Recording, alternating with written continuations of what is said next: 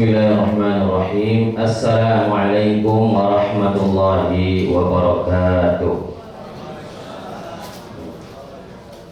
Alhamdulillah wa kafa, wassalatu wassalamu ala asyrafil anbiya wal mursalin Sayyidina Muhammadin wa ala alihi wa ashabihi ajma'in. Subhanaka la ilma lana illa ma 'allamtana innaka antal alimul hakim. Rabbi shrah li sadri wa yassir li amri wahlul 'uqdatam min lisani yafqahu qawli, amma ba'du. Yang kita sama-sama hormati Al-Mukarram Al-Ustaz Siddiqi Maulana, yang kita sama-sama muliakan Al-Ustaz Abdul Khaliq, Bapak-bapak Ibu yang dirahmati Allah Subhanahu wa taala.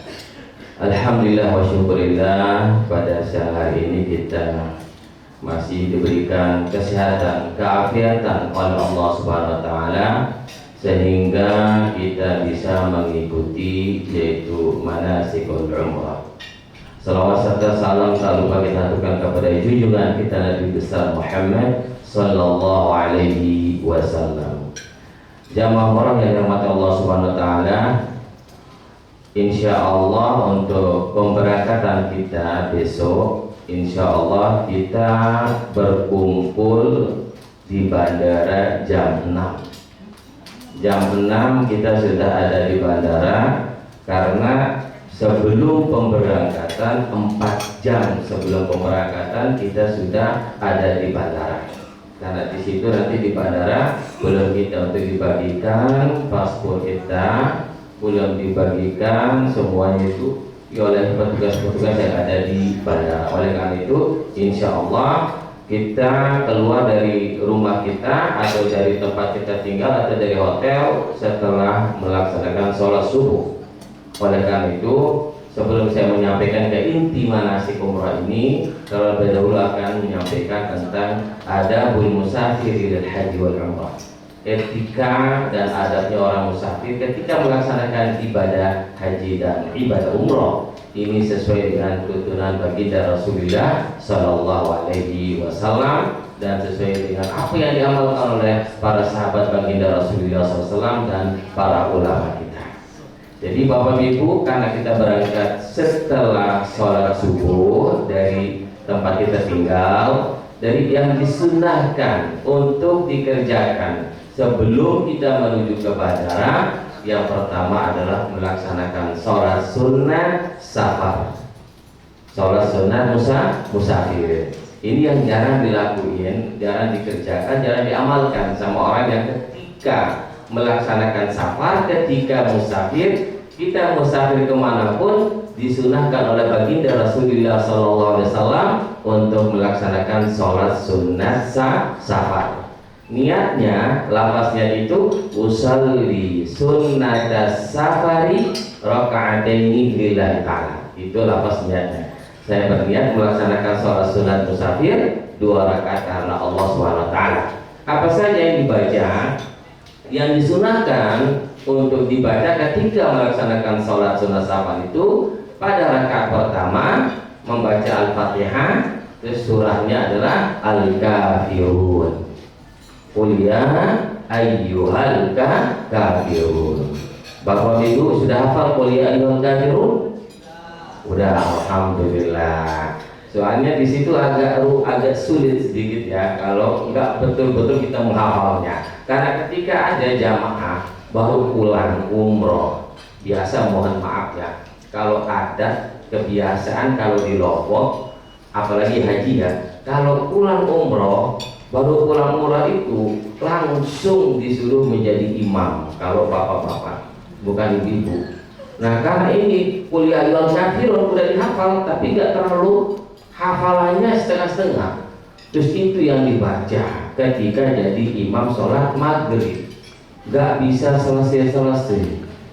Qul ya ayyuhal kafirun la a'budu ma ta'budun wa la antum 'abiduna ma a'bud la a'budu ma ta'budun.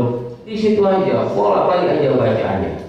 Itu tempat kekeliruannya kalau kita tidak menghafal Al-Quran. Hanya dengan orang yang hafizul Quran, kalau yang hafizul Quran itu ya kalau surat Ayyul Kafirun itu agak mudah, sangat mudah dibaca. Nah itu aja dibaca. Nah karena belum matang hafalannya, belum baik, belum bagus hafalannya, jadi diganti dengan Qul huwallahu ahad. Pada rakaat pertama baca Qul huwallahu ahad, pada rakaat kedua juga baca Qul huwallahu ahad. Nah jadi rakaat pertama kulhu, rakaat kedua kulhu. Nah jadi itu yang disunahkan ketika kita melaksanakan sholat sunat syafaat, membaca Qul ya ayyuhal kafirun. Tapi kalau kita tidak hafal, boleh kita membaca Inna a'tainakal kautsar, ayat yang paling panjang. Nah kalau orang tarawih itu yang paling disukai, atau sholat sunat witir, sholat apapun, kalau imamnya yang baca Inna a'tainak, wah ini imam yang paling saya sukai, yang paling disenangi. Tapi kalau imam yang selalu baca ayat-ayat yang panjang, itu yang nggak disukai, nggak disenangi. Tapi kalau di pesantren, Bapak Ibu, ayat yang panjang yang disukai, yang disenangi kalau di pesantren. Nah itu kalau di pondok pesantren, apalagi alhamdulillah di pesantren kami itu pesantren khusus untuk menghafal Al-Quran di Lombok. Kebetulan ada juga baru ketemu saya sama video berangkat juga ini dari Bengkulu, juga pernah tugas di Lombok ya, sering ke pesantren saya. Nah jadi di situ kalau sholat tarawih itu 1 juz semalam, pakai 1 juz kayak di Mekah Madinah. Nah sholat tahajudnya juga pakai 3 juz. Kalau sholat tahajudnya lebih panjang daripada sholat tarawih. Nah kalau ayat-ayat yang pendek gak disukai. Tapi alhamdulillah sekarang di daerah Lombok banyak masjid-masjid yang ikuti 1 juz yang untuk sholat tarawih. Banyak sekali udah yang ikuti, karena kita yang menghafal Al-Quran alumni alhamdulillah lebih 1000 dah yang menghafal Al-Quran alhamdulillah. Nah oleh karena itu Bapak Ibu, jadi paling tidak kita menghafal separuhnya ayat Al-Quran, jangan sampai tidak menghafal ayat Al-Quran. Kalau Qul huwallah, anak TK-nya sudah hafal ya, jangankan yang anak SD, iya anak SD udah hafal, anak TK sudah hafal Qul huwallahu ahad kalau memang TK-nya tidak Islam. Nah alhamdulillah Bapak Ibu, jadi pada rakaat yang kedua baca Qul huwallahu ahad, selesai Bapak Ibu berdoa. Nah, kapan kita kerjakan sholat sunat syafaat ini? Sebelum sholat subuh. Jangan setelah sholat subuh, karena setelah sholat subuh kan tidak boleh melaksanakan sholat sunnah, sama halnya dengan sholat asar. Jadi sebelum subuh, sebelum kita kerjakan sholat subuh, kerjakan dulu sholat sunat syafaat. Sebelum kita mengerjakan sholat sunat subuh, kerjakan dulu sholat qobliyah subuh. Nah ini para ulama kita, Bapak Ibu, tidak pernah ninggalin sholat sunat qobliyah subuh. Nanti dilihat di Mekah, ketika imam takbir Allahu Akbar, dia datang, dia nggak langsung takbir untuk ikut berjamaah, dia dikerjakan qobliyah subuh. Kenapa qobliyah subuh itu diutamakan oleh para ulama kita? Karena disebutkan di dalam hadis Rasulullah SAW. Apa kata dalam hadis? Raka'atanil fajri khairun minad dunya wa ma fiha. 2 rakaat yang kita kerjakan sebelum salat subuh itu adalah lebih baik daripada dunia. Allahu Akbar. Wa ma fiha, kata-kata wa ma fiha, dan isi-isi dunia, seluruh isi-isi dunia, gunung-gunung yang ada emasnya itu lebih baik, lebih utama kita mengerjakan sholat sunnah qobliyah subuh daripada semuanya. Karena itulah tidak pernah ditinggalkan oleh para ulama kita yang namanya sholat sunnah qobliyah subuh. Itu kelebihannya luar biasa, tidak dimiliki oleh sholat-sholat sunnah yang lainnya. Nah sekarang khairu minad dunia, lebih baik daripada dunia. Dunia, kita memiliki dunia. Orang yang paling terkaya di dunia siapa? Wallahu a'lam, saya nggak tahu ya. Misalnya ada satu orang yang paling terkaya di dunia, tapi dia tidak pernah melaksanakan sholat sunnah qobliyah. Terus ada orang termiskin di dunia, tapi dia istiqomah melaksanakan sholat sunnah qobliyah. Ini lebih afdal, lebih mulia di sisi Allah Subhanahu Wa Taala. Karena apa? Karena hadis baginda Rasulullah SAW, raka'atanil fajri khairun minad dunya wa ma fiha. 2 rakaat salat sunnah fajar itu lebih baik daripada dunia dan lebih baik daripada isi-isi dunia. Itu kelebihan dan keutamaannya. Oleh karena itulah Bapak Ibu, nah sebelum kita berangkat menuju ke Mekah, nah itu yang kita amalkan. Kita belajar dari situ, kita melatih diri kita di situ. Nah nanti di Mekah Madinah kita istiqomahkan. Jadi apapun yang kita istiqomahkan, apapun yang kita amalkan, yang kita kerjakan, ketika kita berada di Mekah maupun di Madinah, insya Allah sampai pulangnya kita tetap mengamalkannya. Ini adalah termasuk tanda-tanda orang yang mendapatkan umroh yang mabrur. Nah itu. Jadi semua, karena di situ nanti mohon maaf Bapak Ibu, kita tahajud nggak perlu kita dibangunin, nggak ada yang bangunin, kita sudah bangun jam 2 kita bangun. Padahal kita tidur jam 11, kadang-kadang kita tidur jam 12, jam 2 dan kita bangun. Tapi kalau di sini kalau kita nggak pakai jam beker atau apa untuk membangunin kita, nggak bangun-bangun. Kalau di Indonesia, kalau di Mekah Madinah luar biasa. Nah insya Allah kalau kita sudah istiqomah melaksanakan sholat tahajud, sholat sunnah duha, insya Allah kita akan istiqomah ketika kita kembali lagi ke Indonesia, ke rumah kita masing-masing. Nah karena apa? Istiqomah itu luar biasa. Maka disebutkan oleh ulama, al-istiqomah itu khairun min alfi karamah. Orang yang istiqomah dalam hal melaksanakan ibadah itu lebih baik daripada 1000 orang keramat. 1000 jadi orang jadi wali, itu lebih baik. Karena proses orang menjadi keramat, orang proses menjadi aulia Allah itu adalah menjalani istiqomah dulu baru dia menjadi wali.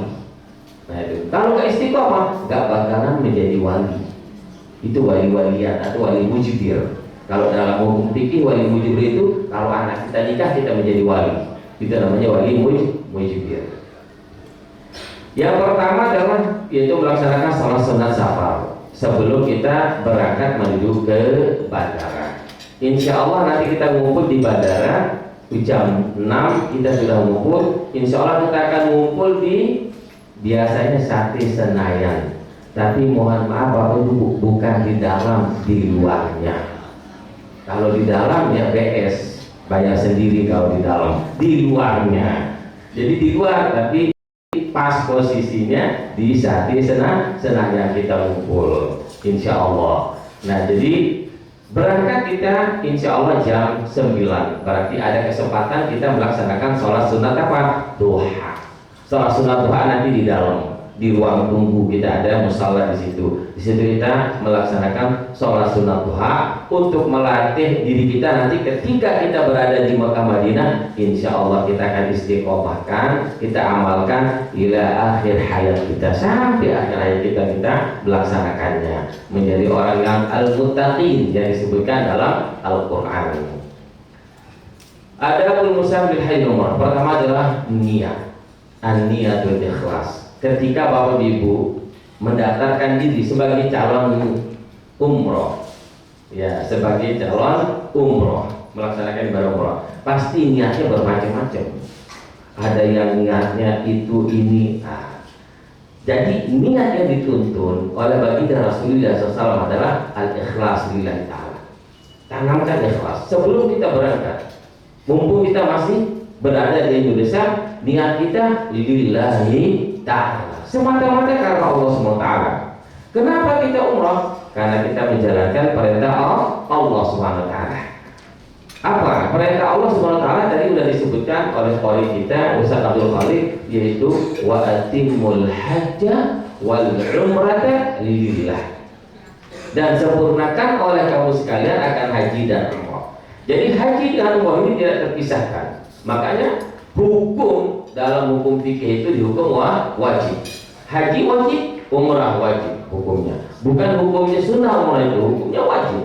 Apalagi dalam situasi dan kondisi sekarang ini. Kalau berhaji nunggu berapa tahun kalau di Jakarta? Daftar haji nunggu berapa tahun? 20 atau 25 tahun? Kalau di Lombok nunggunya hampir 40 tahun. 35 tahunan nunggunya. Daftar sekarang kalau umur kita 50 tahun dapatnya 80 tahun, udah nggak bisa berjalan. Nah oleh karena itulah kalau kalau seperti itu kondisinya, lebih baik kita umroh. Ya, daripada kita mau nunggu sampai udah sesepuh belum kita berangkat udah innalillahi wa inna ilaihi raji'un. Nah, jadi sekalipun kita tidak dapat haji, sudah kita melaksanakan ibadah umroh sesuai dengan perintah Allah Subhanahu wa taala di dalam Al-Qur'annya, wa atimul hajja wal umrata lillah. Sempurnakan oleh kamu sekalian akan haji dan ibadah umroh. Makanya berbondong-bondong orang di Lombok melaksanakan ibadah umroh. Karena apa? Khawatir ketika sudah umur 50 tahun daftar, nanti dapatnya 80 tahun, udah nggak bisa berjalan, nggak kuat, nggak mampu. Padahal syarat daripada ibadah haji itu adalah kita harus fisik kita kuat, segala-galanya harus kuat. Jangankan haji, umrah pun seperti itu. Kalau kita nggak bisa berjalan pakai kursi roda, harus ada yang dorong kita, keluarga kita atau anak-anak kita. Nah, ini ikhlas lillahi ta'ala disebutkan dalam Al-Quran, yaitu wa ma umiru illa liya'budullaha mukhlishina lahu-d-din. Dan tiadalah aku perintahkan kepada kamu sekalian, kata Allah SWT, liya'budullah, untuk menyembah Allah dalam keadaan ikhlas lillahi ta'ala. Di dalam hadis Rasulullah SAW, innamal a'malu binniyat, segala perbuatan itu disertai dengan niat. Kalau niat kita baik, insya Allah akan ada balasannya dari Allah SWT. Oleh karena itulah Bapak Ibu, sebelum kita berangkat, tanamkan niat kita ikhlas semata-mata karena Allah Subhanahu wa ta'ala. Insya Allah akan diridhoi, akan diberkahi oleh Allah Subhanahu wa ta'ala. Bapak Ibu yang dirahmati Allah Subhanahu wa ta'ala, jadi kita nanti untuk melaksanakan sholat asar dengan zuhur. Nah, sholat asar dan zuhur itu bisa kita kerjakan di atas pesawat, bisa kita kerjakan di Madinah. Insya Allah kita landing Madinah, landing Madinah. Kita sampai di Madinah sore, sore kita sampai Madinah. Jadi bisa dikerjakan di atas pesawat, bisa dikerjakan di Madinah. Nah, jadi ada dua pendapat. Kalau kita mengerjakan sholat di atas pesawat itu ada dua pendapat. Pendapat yang pertama, jadi kalau kita mengerjakan sholat di atas pesawat, kita harus menggunakan tayamum. Tidak bisa menggunakan air untuk berwudu. Di mana mau ngambil air untuk berwudu? Sekian ratus orang mau berwudu, habis sudah airnya. Dan juga nanti toiletnya akan banjir, lebih mudarat akibatnya. Jadi kita tayamum. Nah, tayamum ini yang jarang kita kerjakan. Mungkin kalau yang tidak pernah musafir, nggak pernah melaksanakan atau mengerjakan tayamum. Jadi tayamum itu Bapak Ibu yang diusap, bukan dibasuh. Berbeda dengan wudu. Bahkan dalam bahasa fikihnya itu kalau wudu itu al-ghuslu. Kalau dalam bahasa fikihnya kalau tayamum itu namanya al-mashu. Mashu itu artinya diusap, bukan dibasuh atau digosok. Nah, jadi ketika tayamum syaratnya itu adalah bertayamum itu kita cukup kita mengusap dua. Yang pertama adalah muka kita, yang kedua tangan kita. Nah, sebelum kita meletakkan kedua tangan kita, di mana kita letakkan? Di kursi yang di depan. Nah, memang dalam bahasa fikihnya disebut darbataini, dua kali pukulan. Kalau kita memukul kursi di depan kita, otomatis yang duduk di depan kita marah sama kita. Kalau kita mengambil arti daripada hukum fikih itu, makanya cukup kita menyentuhnya aja. Menyentuhnya dengan berniat nawaitu tayammuma listibahatis salati fardhan lillahi ta'ala. Atau dalam bahasa Indonesianya, saya berniat untuk melaksanakan tayammum fardhan listibahatis salat, untuk mengharuskan membolehkan salat karena Allah Subhanahu wa taala. Niat tayammum aja udah cukup dalam hatinya. Nah, satu kali pukulan atau satu kali sentuhan untuk mengusap muka kita. Yang kedua untuk tangan. Nah, untuk tangan itu yaitu cara menyapu kedua tangan.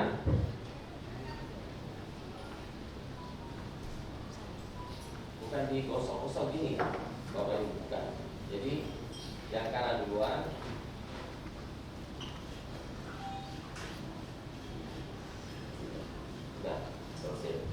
cukup satu kali.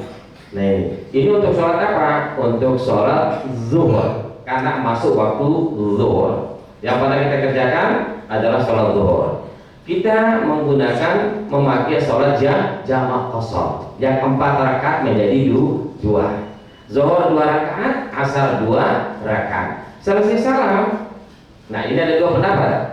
Boleh kita tayamum 2 kali, boleh 1 kali kita tayamum. Nah, kenapa boleh kita tayamum 1 kali? Karena ini disebut dengan sholat jamak. Kalau di luar sholat jamak tidak boleh. Misalnya kita nggak musafir. Nah, kita nggak musafir terus kita mau pakai tayamum, tidak boleh 1 kali tayamum 2 sholat fardu. Tapi kalau dalam keadaan melaksanakan sholat jamak, menurut sebagian ulama boleh 1 kali tayamum. Nah, menurut sebagian ulama lagi 2 kali tayamum, karena sholat zuhur untuk 1 tayamum untuk sholat zuhur, 1 tayamum lagi yang kedua kali untuk sholat asar. Mana boleh mau diambil pendapatnya. Mau ngambil pendapat yang 1 kali, yang 2 kali silakan Bapak Ibu. Yang penting sekarang sudah tahu ini pendapat perbedaan persepsi pendapat para ulama kita. Nah, terus kita melaksanakan sholat secara berjamaah. Kalau kita duduk bersama istri, anak kita, imamnya duduknya agak depan sedikit, supaya membedakan antara imam dengan makmum. Nah, sholat yang dikerjakan di atas pesawat, menurut Imam Syafi'i itu wajib kita ulangi, wajib kita qadha, wajib kita ulangi ketika kita sampai di Madinah.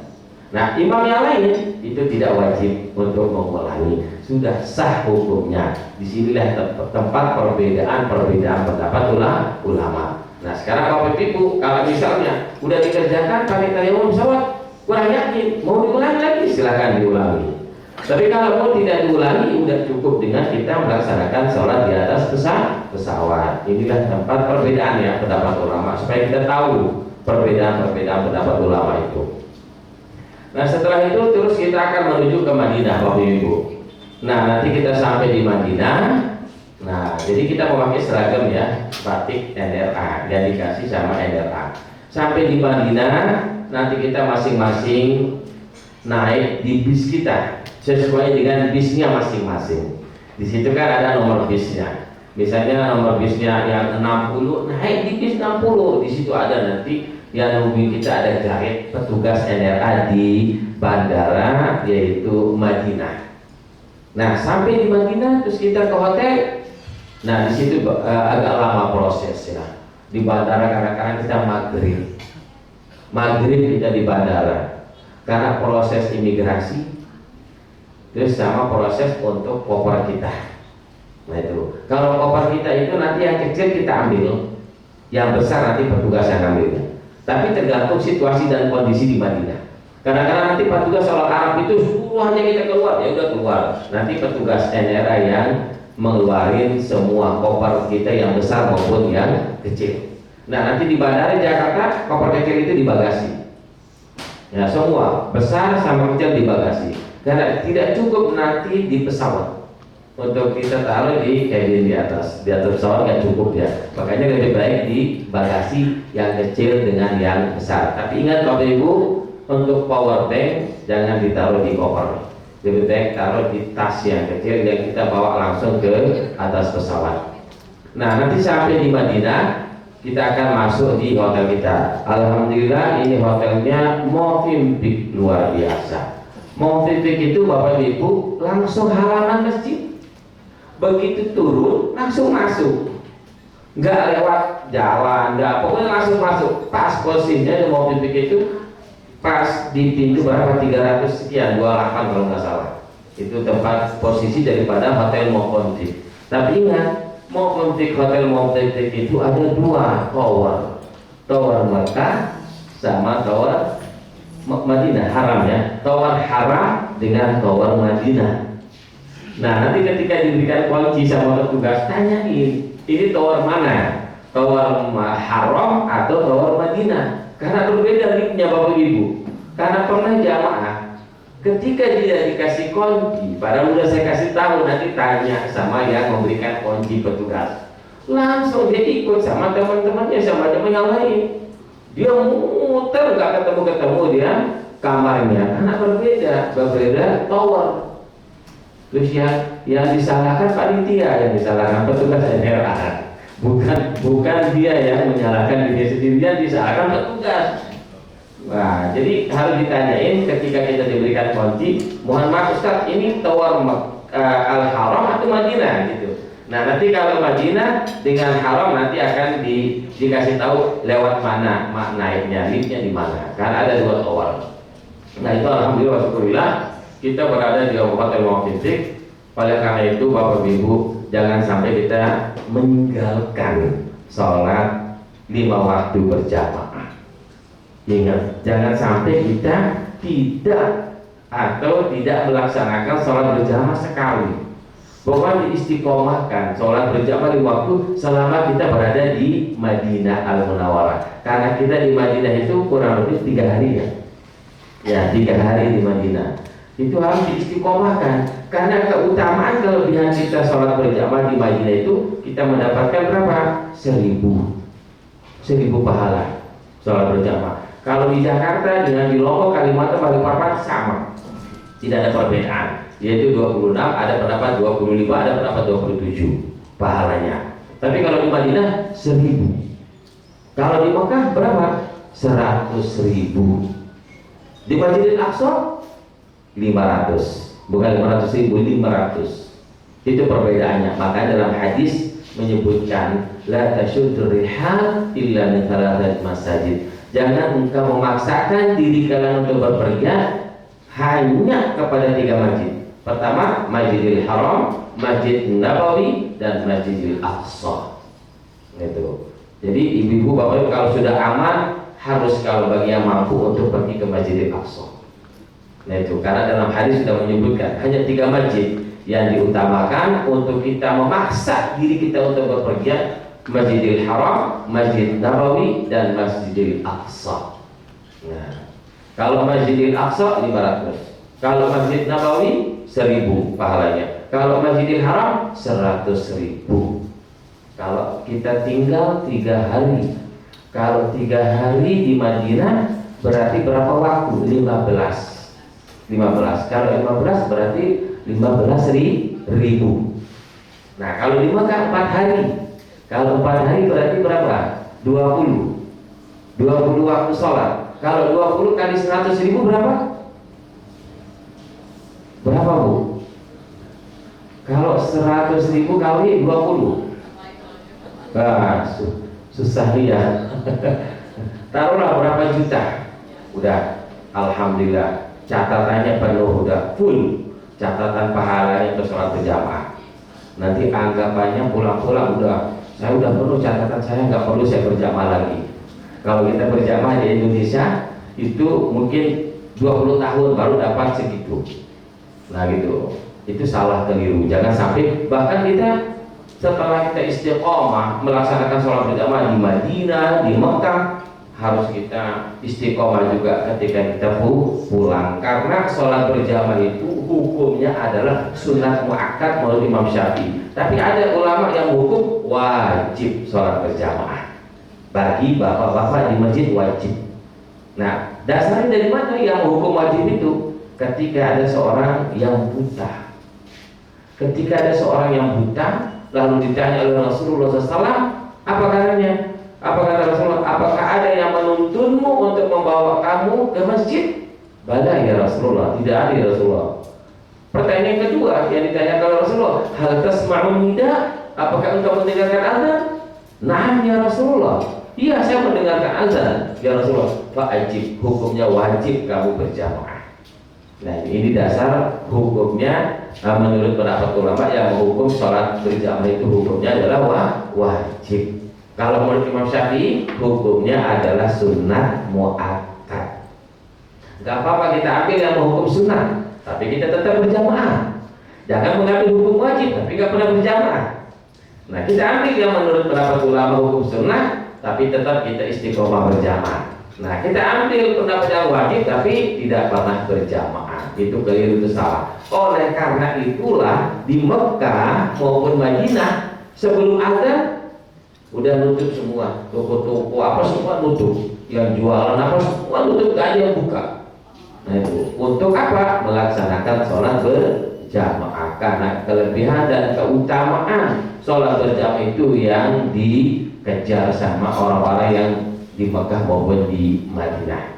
Nah itu selama kita di Madinah, kita nanti akan diajak city tour. Bapak Ibu ingat, nanti ada grup WA masing-masing bis. Ada grup WA masing-masing bis. Nah nanti di situ diberitahukan kegiatan-kegiatan selama kita di Madinah. Karena ada city tour luar, ada city tour dalam. Nah city tour dalam itu kita jalan kaki mengelilingi tempat-tempat bersejarah di sekitar Masjid Nabawi. Insya Allah nanti saya akan jelaskan semuanya. Nah terus kalau city tour luar kita pakai bis. Kita pakai bis city tour luar. City tour luar itu yang pertama kita datangi adalah Masjid Quba. Oleh karena itu Bapak Ibu, sebelum kita berangkat menuju ke Masjid Quba, terlebih dahulu kita berwudu dari hotel kita. Jangan sampai lupa. Karena kalau kita tidak berwudu, berarti kita tidak kena dengan apa yang disampaikan oleh baginda Rasulullah SAW dalam hadisnya. Apakah boleh dari malam? Boleh. Misalnya Bapak Ibu bangun jam 2, besoknya kita mau berangkat. Nanti malam jam 2 bangun, langsung mandi, niat mandi sunat ihram. Pakai sabun, pakai sampo, semua boleh dipakai. Nah setelah mandi sunat ihram, nah terus kita melaksanakan sholat sunat ihram 2 rakaat. Ini sunnah-sunnah sebelum ihram, sebelum umrah. Sholat sunat ihram 2 rakaat dikerjakan. Sama juga bacanya dengan sholat sunat musafir, yaitu surat Al-Kafirun pada rakaat pertama, rakaat kedua Qul huwallahu ahad beserta Al-Fatihah. Setelah melaksanakan sholat sunat ihram, memakai wangi-wangian boleh di anggota badan. Di pakaian ihram tidak boleh. Di anggota badan pakai wangi, semprot badannya boleh, tapi jangan disemprot pakaian ihramnya, tidak boleh. Ini termasuk larangan. Nah ini sebelum kita berniat untuk melaksanakan ibadah umrah. Nah setelah itu baru kita disunahkan motong kuku, ngerapin kuku semuanya, bulu semua dicukurin, semua itu hukumnya sunnah sebelumnya. Nah setelah itu baru kita memakai pakaian ihram. Nah karena kita nanti memakai pakaian ihram itu sebelum kita melaksanakan sholat zuhur, sebelum kita berjamaah sholat zuhur di Masjid Nabawi, kita memakai pakaian ihram. Nah ini, jadi tidak boleh setelah kita berniat, tidak boleh menutup kedua mata kaki, memakai sepatu, memakai kaos kaki. Ini bagi bapak-bapak, bukan ibu-ibu. Nah ini, terus yang bagi ibu-ibu, tidak boleh memakai cadar. Ibu-ibu nggak boleh memakai cadar. Nah kecuali pada waktu pertama itu COVID baru boleh, karena ada hukum darurat. Sekarang udah nggak ada, jadi nggak boleh pakai cadar. Cukup memakai menutupi semua anggota badannya kecuali ilal wajah wal kafain. Nah ini, jadi ibu-ibu harus tetap tertutup auranya. Nah itu nggak boleh terbuka auranya. Nah yang mustarak, yang hukumnya sama antara laki-laki dengan bapak-bapak, yaitu memakai wangi-wangian, tidak boleh. Itu larangan. Setelah kita berniat untuk melaksanakan ibadah umrah, bapak-bapak dilarang, ibu-ibu juga dilarang memakai wangi-wangian. Memotong, mencabut rambut, bulu apapun, jenggot dicabut-cabut, kumis dicabut, itu termasuk larangan ihram. Nah sampai kapan larangan ihram ini berlaku? Sampai kita selesai melaksanakan apa? Tawaf, sa'i, tahallul. Nah ini pengalaman saya bawa jamaah. Ada jamaah lagi, dia tidak tahallul. Setelah sa'i, Ustaz, saya pulang duluan sakit perut katanya. Saya kira sudah tahallul.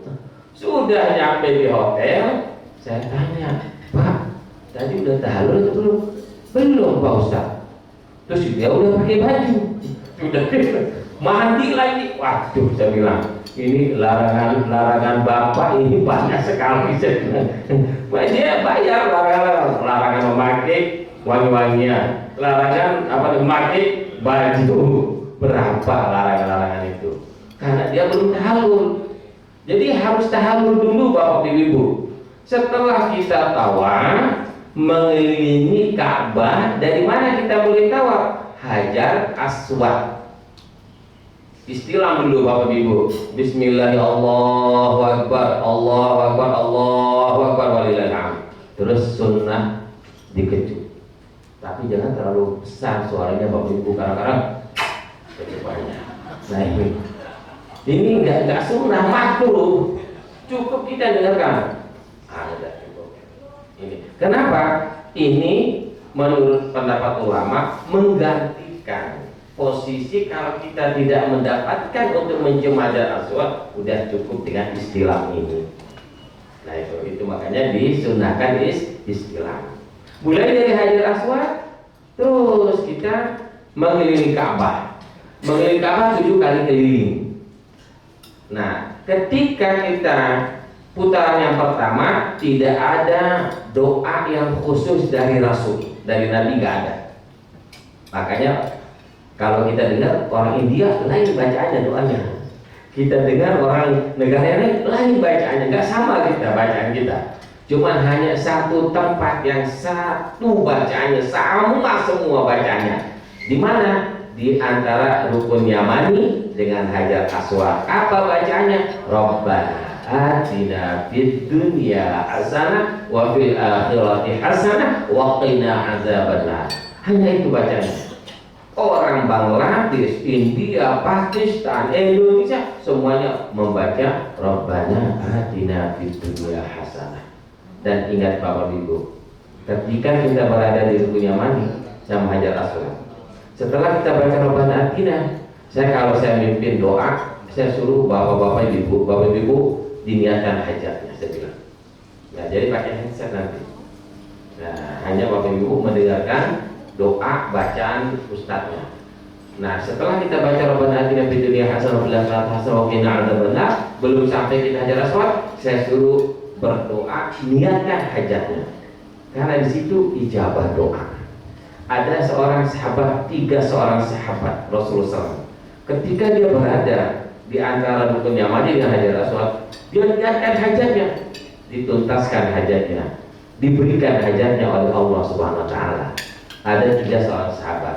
Oleh karena itu Bapak Ibu, ketika berada rukun Yamani dengan Hajar Aswad, selesai kita baca Rabbana atina, silahkan niatkan hajatnya apa yang dihajatkan oleh Bapak-bapak Ibu, diniatkan. Insya Allah akan dikabul oleh Allah Subhanahu Wa Taala. Nah itu. Saya alhamdulillah setiap tawaf ketika berada di rukun Yamani dengan Hajar Aswad, saya niatkan satu, saya niatkan yaitu anak-anak saya menjadi hafizul Quran, menghafal Al-Quran. Karena ini warisan yang luar biasa. Kalau anak-anak kita menjadi penghafal Al-Quran, kita nanti anak-anak kita menjadi penghafal Al-Quran, 7 keturunan itu kita akan mendapatkan syafaat dari Allah Subhanahu Wa Taala dan diberikan mahkota oleh Allah Subhanahu Wa Taala nanti. Karena asbab anak-anak kita yang menghafal Al-Quran. Ya alhamdulillah diijabah oleh Allah Subhanahu Wa Taala. Nah, itu niat. Nah, tergantung nanti Bapak Ibu mau niatnya apa silakan. Tapi ingat bapak-bapak khusus bapak-bapak jangan niat yang lain-lain. Ya, kadang-kadang ada bapak-bapak niatnya ingin mau nambah lagi. Nah, kayak di Multazam, ini jamaah saya ada dari Lombok Bapak Ibu. Mohon maaf, dia berdoa sama istrinya, terus berdoa sama istrinya, terakhir doanya supaya diberikan nikah sama istrinya. Istrinya ngamen terus istrinya. Kalau itu dia nggak dengar doa suami. Ini yang cerita langsung suaminya cerita sama saya. Langsung cerita sama saya. Kok beraninya antum berdoa seperti itu di Multazam, saya bilang. Nanti dijawab oleh Allah, saya bilang. Ya istri saya juga ngamen katanya. Amin, amin. Nah jadi jangan minta itu bapak-bapak, minta yang lain. Minta supaya anak kita menjadi anak yang soleh dan solehah dan berbakti kepada kedua orang tua. Selesai tawaf 7 kali keliling. Nah, terus kita sholat sunat apa? Sholat sunat tawaf 2 rakaat. Nanti ikutin pembimbingnya, ustadznya. Di mana kita sholat sunat tawaf tergantung ustadznya nanti. Berdoa memohon kepada Allah SWT. Selesai sholat sunat tawaf, setelah berdoa, kita minum air zam-zam. Itu sunnahnya. Setelah itu baru kita nyelesain rukun umrah yang ketiga. Yang pertama adalah niat. Yang kedua apa? Yaitu tawaf. Ketiga sa'i. Yang ketiga sa'i kita mulai dari mana? Dari Bukit Sofa. Kita berdiri di Bukit Sofa, kita baca doa inna safa wal marwata min sya'irillah wa man hajjal baita wa i'tamara fala junaha alaihi an yatawafa bihima wa man tatawwa khairan fa inna Allah syakirun. Terus baca Allahu akbar Allahu akbar. Terus kita berjalan baca doa. Nah, di antara ada di situ lampu hijau disunahkan, tapi bagi laki-laki, bukan bagi perempuan. Nah, laki-laki disunahkan untuk lari-lari kecil, bukan lari maraton. Kayak orang Pakistan, orang India itu larinya kenceng sekali, langsung. Itu bukan begitu ya sunnahnya itu lari-lari kecil. Nah, itu bagi laki-laki. Perempuan jangan biasa. Tidak disunahkan bagi perempuan, hanya bagi laki-laki. Nah, sampai di Marwah hitungannya 1. Terus kita selesai di mana? 7 kali putaran, yaitu di Marwah. Nanti karena sekarang kita tidak dikasih berdoa. Di Marwah gak dikasih kita berdoa, ngumpul, gak ada, diusir kita keluar. Nah, biar rasa kita keluar nanti. Nah, rasa keluar, nanti di luar kita cukur, kita tahallul. Ingat, ibu-ibu nanti mencukurnya, yang mencukuri ibu-ibu suaminya. Jangan minta tolong sama ustadznya. Ustaz, ini cukur saya belum tahallul. Enggak boleh. Enggak boleh sama ustadznya. Jadi suaminya. Makanya saya panggil dulu. Mana yang bawa istri, suami-suami. Saya yang cukur dulu. Saya cukur suaminya. Selesai saya cukur suami, nanti suaminya yang mencukur istrinya, nanti istrinya yang mencukur yang lain, ibu-ibu yang lain. Jangan nanti suruh ustadznya yang mencukur. Nah, itu namanya tahallul. Tapi kalau untuk bapak-bapak, yang afdol tahallul itu yaitu botak. Ya, mau nggak bapak untuk botak? Ya. Jadi kalau botak itu ajrun azimun, pahalanya besar. Nah, itu bukan artinya botak itu kalau rambut kita putih, kita tahallul botaknya tumbuhnya hitam. Kalau tumbuh hitamnya wah luar biasa itu. Jadi kelebihannya apa? Didoain oleh Rasulullah SAW. Hanya pada waktu tahallul didoain oleh Rasulullah. Apa doanya Rasulullah? Allahumma gfir lil muhalliqin, Allahumma gfir lil muhalliqin, Allahumma gfir lil muhalliqin. Apa artinya? Ya Allah, ampunilah dosa-dosa orang yang botakin rambutnya ketika tahallul melaksanakan ibadah haji dan ibadah umrah. Hanya pada waktu itu aja didoain oleh Rasul seperti itu. Allahumma gfir lil muhalliqin ketika umrah dan ketika haji. Oleh karena itulah bapak-bapak, sayang sekali kalau tidak botak. Ya, kalau saya nggak setiap bulan saya jatahin karena anak saya marah setiap waktu itu setiap umrah botak, setiap botak, marah anak saya. Maka saya kadang-kadang 3 kali umrah baru botak. Nah itu, karena apa? Karena saya alhamdulillah berangkat kadang-kadang 2 kali sebulan membimbing. Ya. Kalau botak terus apa? Enggak ada yang tumbuh nanti. Nah, jadi paling tidak 3 kali baru saya botakin. Nah itu, jadi sayang sekali bapak-bapak kalau tidak botak. Nah, di mana Ustaz nanti kalau sudah botak, apa yang kita tahallulkan ketika umrah kedua? Ya hanya waya jiril musi, kita menjalankan siletnya atau guntingnya, jalankan aja gitu. Sebagai tanda kita tahallul. Nah, di mana itu ada khusus tempatnya botak.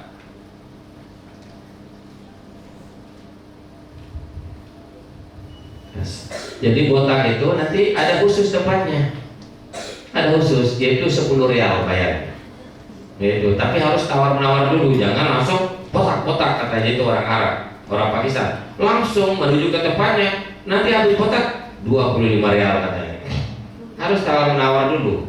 10 rial. Nah, udah. Memang itu sudah harga 10 rial, tapi kalau kita sudah ngomong duluan, dia nggak bakalan minta lagi. Nah itu 10 real untuk botak. Tapi doanya Rasulullah 3 kali didoain oleh Rasulullah. Allahumma firlil muhalikin, ya Allah ampuni dosanya orang yang botak, ampuni dosanya orang botak, ampuni dosanya orang botak. Nah setelah 3 kali, lalu seorang sahabat bertanya kepada Rasulullah, wa kaifa al muhalikin ya Rasulullah, bagaimana ya Rasulullah orang yang mencukur rambutnya tidak botak? Baru didoain 1 kali, 3 lawan 1. Nah kelebihannya botak 3 kali doain, kalau cukur hanya 1 kali. Itu pun kalau kita melihat dari asbab urut hadis itu, karena seorang sahabat yang bertanya. Kalau nggak ada sahabat bertanya, nggak bakal didoain orang yang hanya mencukur. Karena sahabat yang bertanya, bagaimana kalau orang yang hanya mencukur rambut ya Rasulullah? Lalu dijawab oleh Rasulullah, Allahumma fir lil muqassirin. Didoain oleh Rasulullah sekali, diampuni dosa-dosa orang yang tahallul hanya sebatas mencukur rambut. Nah udah selesai berarti umroh kita yang pertama. Nanti ada lagi program umroh yang kedua. Nah insya Allah nanti di Madinah nanti kita ulangi lagi manasik kita supaya untuk mengingatkan kembali apa yang saya sampaikan pada hari ini. Nanti di Madinah kita manasik lagi insya Allah. Nah itu kita ulangi lagi tentang mengenai masalah umroh. Wallahu a'lam.